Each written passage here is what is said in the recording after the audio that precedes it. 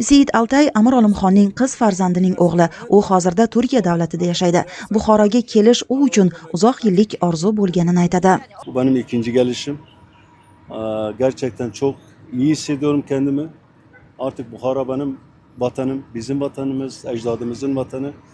Buraya geldiğim zaman her sefer, ben geçen sefer 6 gün burada kaldım, 6 gün ağladım. Allah'a şükür ben geldim. Bu ikinci seferim. Burada bir sıkıntı yok, problem yok. Konuşuyoruz, her şeyi anlatıyoruz. Bu da şükürler olsun bizim Cumhurbaşkanımız Mirziyoyev gerçekten naks bir insan. Bütün yaptığı hizmetler, azadi, her şey var maşallah. Allah kendisine yardımcısı olsun, razı olsun. Seyid Altay o'z ajdodlari vatani va bugun chet elda yashayotgan amirning vorislari o'rtasida do'stona aloqalarni tiklashni, xususan bobo kalonining vasiyatiga ko'ra uning xokini ona zaminiga olib kelishni orzu qiladi. Rahmetli Emir Said Alimşah'ın yazdığı bir vasiyetname var.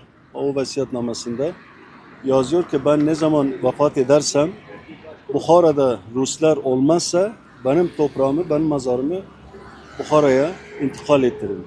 Bukhara'ya götürün, defnedin. Bunun için geldim. Ricam olur. Bu meselede bize yardım etsinler. Çünkü Emir Said Alimşah'ın benim dedem ama sizin de son kralınız, son emiriniz. Evet. Ve onun inşallah mezarını buraya intikal ettirirsek onun da ruhu şad olur. Ve Bukhara'nın da emiri tekrar Bukhara'ya defn olur inşallah.